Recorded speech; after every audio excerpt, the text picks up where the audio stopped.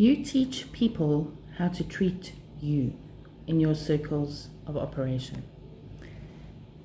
In my country, South Africa, we're struggling through a patch of lawlessness, okay? And I think they're starting to bring the hammer down. But while it is only being spoken about, actions speak louder than words right now. So I'm driving along in the traffic, and we have this, the rules of the road. You have law abiders and you have law unabiders. They're destroying everything because some can, others have decided to take the follow, not take the lead, because taking the lead, it's become a bit of a disaster. But there's a situation of you get to a traffic light, you're waiting for the red traffic light to turn green so that you can keep going, and you have your turning lane next to you where an arrow will flash and the people can turn right and off they go. But we also have those people who think they can cheat and wait at the turning lane, and just as the red light is about to turn green, they're ducking in front of you and they keep going. But now people are starting to take the law into their own hands. So it's starting to get a little bit tricky. So you've got those that are now taking the law into their own hands, and they speed off at the green as it turns green, and they're moving over to not allow those that are supposed to have turned to sneak in front of you and push in front of you and carry on going, which has been happening. The people are getting angry. I'm one of them. I'm not going to even deny that fact. I'm getting very angry at the fact that people can just do what they like, as they please, and just, disobey laws. The laws, particularly in the traffic, are there for psychological reasons, because humans are like children and they want what's theirs and they won't consider what other people want, what is supposed to be happening. Taking turns isn't a thing even in the adult world, never mind children. So it's becoming a bit of a situation. But at the same time, as I watch all of this and as my thinking goes, I am also of the opinion that if you keep allowing people to treat you the way they treat you, then at the same time you can't sit back and go, but he just pushed in. Well, don't allow him to push in. The problem is you can't crash your car. You can't scratch the paint. It becomes a bit of a problem. And then you're putting other people's lives in danger by taking the law into your own hands, because now you'll move over so he can't go. So now he's blocking the oncoming traffic. And those people are going to start getting into anger and temper tantrums, and it's going to just turn into a complete disaster. So I see the bigger picture as it goes, and then I kind of subside and I sit back and start behaving in my own seat, because you can't take on the world. You can't take on others all by yourself.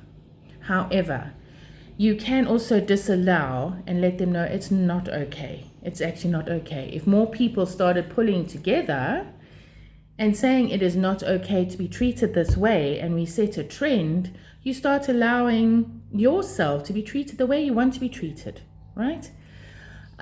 So, oftentimes in the traffic as well, if we don't move over for others to move into the spaces, they're not going to be allowed to let in. But some people need to ask, and that's why we have indicators in the traffic to, you put your flicker on to let people know, I'd like to come in, please, can I?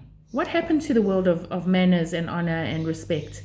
Because unless somebody is enforcing that law, people don't want to do it. So it's not up to the leaders, though, to teach you how to be a decent person, And in our world of worlds, the way the world is, we need to, as people, start pulling it together. So there is a time where you allow space for people to grow, and you step aside and you let them in. You give them the space to grow. But there's also a boundary and a limit where you can't keep allowing everyone else to have their space and you don't put yourself in your space. So there's a fine line. No, I think there can be several lines and several boundaries and several limits where you allow, where you disallow, and where you set boundaries and say, okay, it's enough now. This is as far as I'm going to let it go. You bring your part to the party, and then, we can work on our give and take, and our push and pull, and our, what you put in, you get out. All those things need to come into balance again. And, letting people just have their way because they can boulder and push over you and walk all over you is not actually okay. Allowing people their way because they're that much stronger, or they push their way, they're not necessarily that much stronger, they just have the chutzpah. They are able to actually bulldoze their ways forward. And where many people, I think in South Africa it has been changing a bit, but the people that are like me will kind of like step aside and just let those bulldoze their way forward. Sometimes you kind of need to like step aside and, you know what, he's actually not affecting me. Let him be an a-hole and let him carry on going. That's fine. Let him have his space, because actually once he's out the way, then you can get on with your own path and you can enjoy the journey.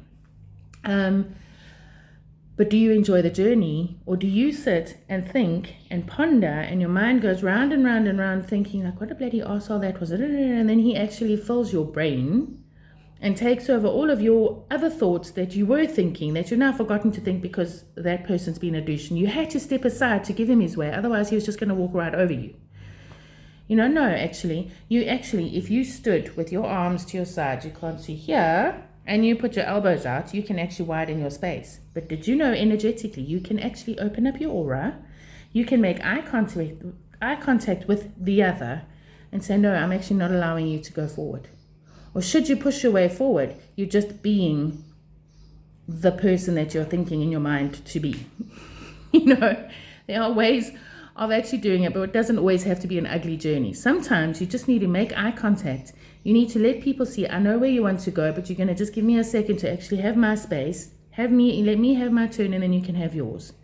So there are ways of doing it. It can be done nicely. It can be done in a firm tone. There's different ways of speaking, learning how to become assertive, standing your ground, however scary sometimes, especially if it's the first time that you've done that. And you stop a person in their tracks and say, no, I'm actually not going to allow this anymore. If you allow people to take the space, they will take it. Oftentimes there's also offering your services. If you offer your services, people are going to say, sure, it's for free, why not? Go ahead. You want to mop the floors? Mop the floors. I'm okay with it because then I don't have to do it. People are good that way. They can step aside if it's going to be to their gain and your demise. Understand that if you're going to allow things like that, or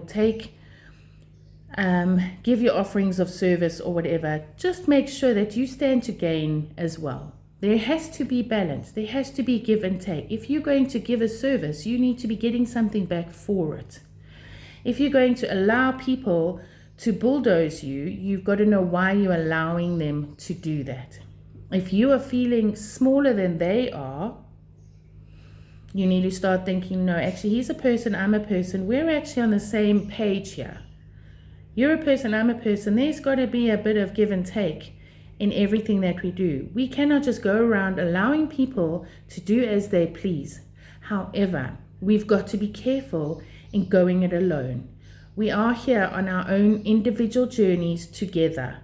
However, the separation of life, the separation of how things get done, you do your thing and I'll do my thing, and we don't bring it together to show the whole picture, those days are ending. Separation of life is ending. As individual as we are still learning, growing and becoming, we can and we should start collaborating within collaborations. And that's what Live Smart Foundational Development is about. So the story is about you allow other people to treat you how you allow them to treat you. If they're going to be rude, disrespectful, bulldoze you, and you allow them to do it the whole time, then you're allowing it. Okay? Sometimes you don't know that you're allowing it. Sometimes you feel like, oh, but he's going to do it anyway, so what's the point? That's the whole point, is actually acknowledging the fact that actually I'm not going to allow you to do that anymore. Now I'm going to stand in your way and you stomp your foot. Sometimes it is uncomfortable. When you stand up, especially for the first time, or you start waking up out of this reality and you go like, I'm not going to, people are going to turn around, especially your family and people closest to you, and they're going to go like, yeah, and who are you?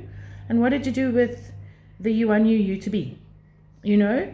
And it can actually upset people. They don't like change. They don't like that they actually now can't walk all over you anymore, or treat you the way they used to treat you because they thought you were okay with it, or they liked hurting you, and they either didn't know it was affecting you as badly, or they liked affecting you. You know, you allow people to treat you the way they treat you. You are allowed to stop that. You need to find a way to learn how to stop that if you want to do it.